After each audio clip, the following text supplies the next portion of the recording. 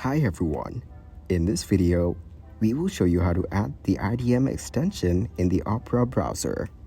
First, open Opera browser on your computer. Click on the extensions icon from the left panel. Turn on developer mode. Go back to the desktop. Right-click on the IDM icon and select Open File Location. Find the file named idmgce_xt.crx. Drag and drop this file into the Opera browser window to install the IDM extension. Alternatively, in the Opera browser, click on Get More Extensions. Search for IDM and click on the IDM extension from the results. Click on Add to Opera and follow the installation prompts. Go to the Extensions section to verify that IDM has been successfully installed. Thanks everybody for watching.